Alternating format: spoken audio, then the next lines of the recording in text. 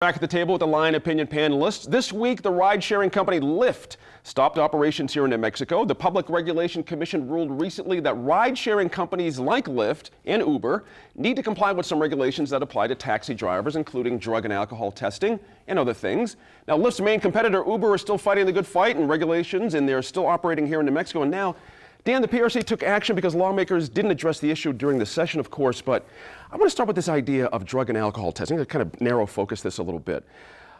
It would seem reasonable to me and most reasonable people that expecting someone who's picking you up to give you a ride somewhere is free of drug and alcohol testing, or drugs and alcohol. Maybe testing's the way to do that. We expect that from cab drivers. It seemed Lyft felt that was unreasonable. What's your personal opinion about that? If you're a customer, would you feel more assured? What's my opinion on drug and alcohol testing? Would that make you more inclined to take a Lyft ride or not? How do you know? Well, there you go. Are they testing everybody every Tuesday? Right. Are they randomly testing people? I mean, I think sometimes these testing things that are required by the government are they just give false hope. You know, you got to be tested once a year. You know, you'll find out lots of times you got to be tested once a year when you apply for your license. But on its face, is that reasonable? I would. Here's what I would assume, Gene. When you show up to pick me up, and I think that you've been drinking, or I think that you're intoxicated, or under somebody's under the use of substance, then don't get in the car with you. Don't get in the car with you and call somebody. You know, I mean, what are you going to have? A sticker on the car that says, "I just passed my drug test, come on in"? Right. I mean, I don't know when you've taken it. We don't know when you've taken it. So, I mean, at the end of the day, I think these sort of government mandates that make everybody feel safe really aren't helping you at all. Interesting. They also have to get inspections. Lauren Sanchez-Rivey, and that's interesting to me because I use Lyft a lot. Sometimes I use it to come here to the studio. We have a one-car family. It just works out better. And I can't remember a Lyft ride in a car more than 2 years old. I mean, these things like where they were brand new off the dealer lot. It was incredible. They have requirements. I mean, I dug more specifically into Uber and their requirements. And you have to have a vehicle that's 2010 or newer. Right. First of all, you have to have a license for at least more than a year. You have to have insurance and proof of insurance for more than a year. You have to do a criminal background investigation. They don't approve drivers until all of that is done, and then they have to take their car down to a mechanic, and there's only certain mechanics or certain shops here in Albuquerque that they're contracted with to do this, and the driver actually has to pay for the inspection. Right. They go through and do a whole inspection on everything, condition, if there's any major damage to the car. I mean, there's a lot of requirements they have to go through, and they don't require the alcohol and drug testing right now. But my question would be, who's going to pay for that? Because this isn't like a taxi company where the taxi company is hiring these drivers. These are all independent contractors. All that Uber's providing is the system by which you connect people who need the ride and people who provide the service.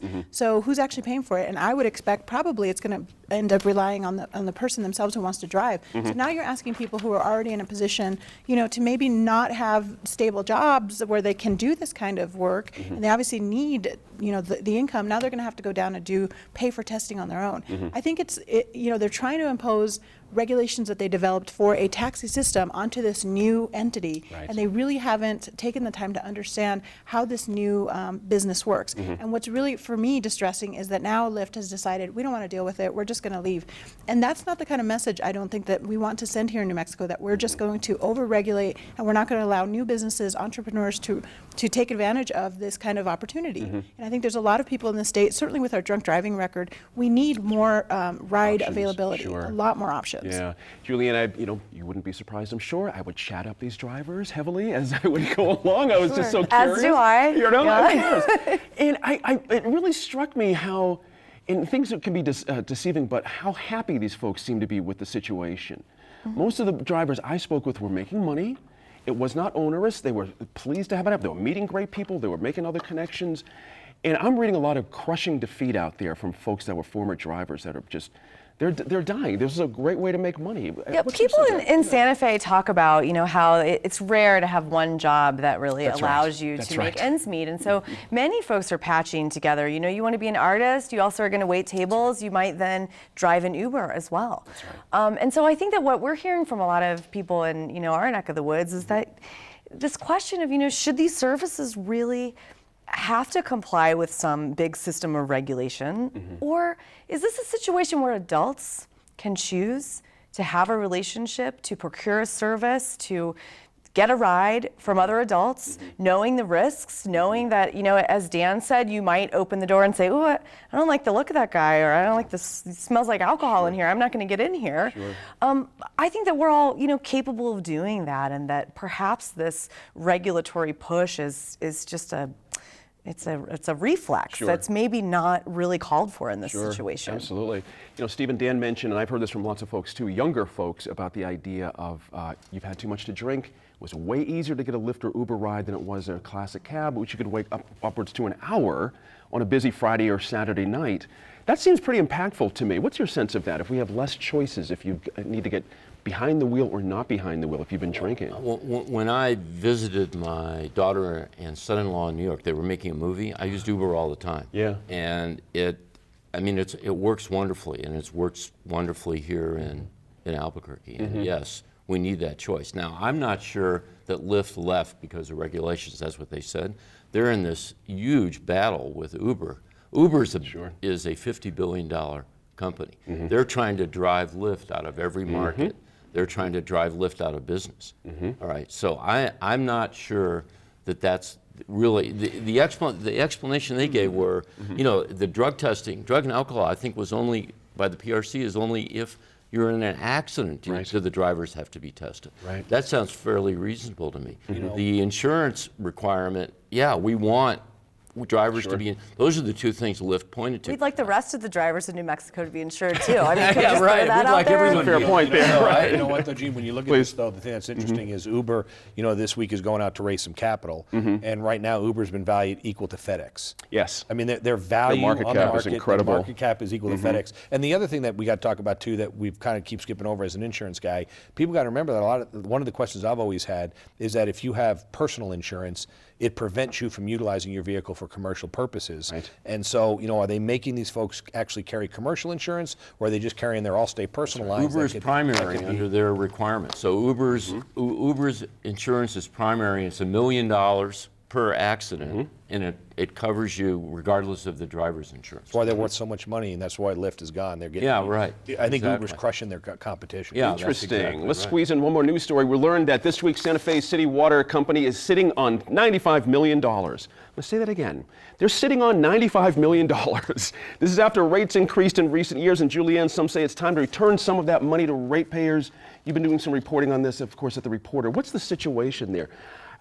The money's moving around right now in very odd ways. Explain what's going on So with that. what's interesting to note is that for 5 years between 2009 and onward, Santa Fe ratepayers were hit with 8.2% increases every year for 5 years in a row. Wow. And then the city, a couple years into that, started to realize that they were amassing more money than they had estimated. And these things, there's capital improvement money that factors in there, but really the bottom line is that it costs about they make about $44 million in revenue.